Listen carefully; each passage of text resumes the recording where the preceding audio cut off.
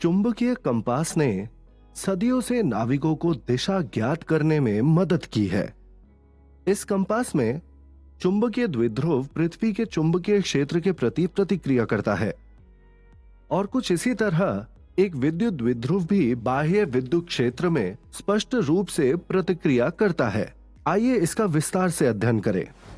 विद्युत द्विध्रुव modulus of vector P is equal to QA को एक समान विद्युत क्षेत्र के तल में रखा गया है जिसकी तीव्रता वेक्टर E है। यहां थीटा कोण है वेक्टर P और वेक्टर E के बीच। हम एक हल्की पतली छड़ की कल्पना करेंगे जिसकी लंबाई a है तथा इसके सिरों पर आवेश +q और -q है जो विद्युत द्विध्रुव के एक प्रतीक के रूप में है जैसा चित्र में है। द्विध्रुव का मध्य बिंदु और निर्देशांक निकाय का मूल बिंदु संपाती है बिंदु O पर। बल q वेक्टर E और -q वेक्टर E कार्य कर रहे हैं क्रमशः आवेशों +q और -q पर। इन बलों का परिणामी है 0। अतः द्विध्रुव का कोई विस्थापन नहीं होता है। आवेश q पर बल q वेक्टर E के कारण बल आघूर्ण है vector τ1 is equal to half vector A cross q vector E।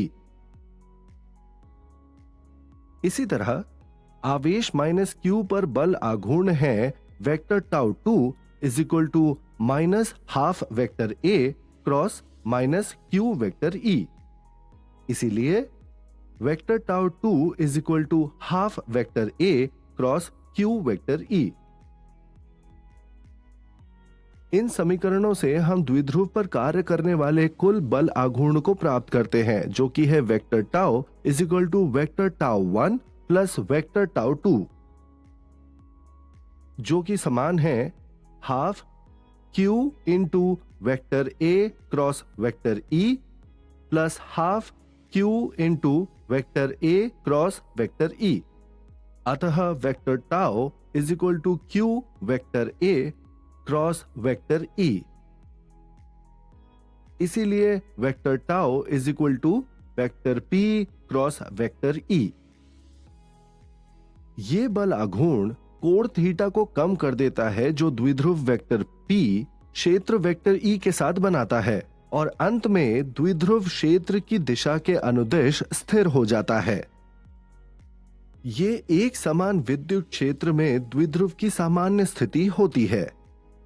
इस सामान्य स्थिति से द्विध्रुव को क्षेत्र के साथ थीटा कोण बनाने की स्थिति में विस्थापित करने के लिए बल आघूर्ण के विरुद्ध कार्य करने की आवश्यकता होती है।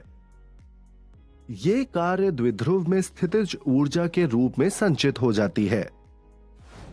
आइए सारांश में समझें।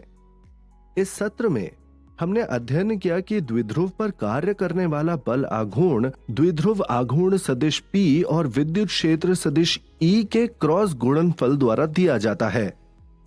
हमने ये भी सीखा है कि द्विध्रुव को उसकी सामान्य स्थिति से विस्थापित करने में किया गया कार्य द्विध्रुव की स्थितिज ऊर्जा के रूप में संचित हो जाती है। हमने अभी विद्युत द्विध्रुव और विद्युत क्षेत्र के बीच अन्योन्य क्रिया के बारे में अध्ययन किया है। क्या आप जानते हैं कि किसी विद्युत क्षेत्र की तीव्रता को विद्युत क्षेत्र रेखाओं की संख्या से मापा जा सकता है? क्या किसी क्षेत्र के माध्यम से गुजरने वाली रेखाओं की संख्या का पता लगा सकते हैं? जानने के लिए साथ बने रहें।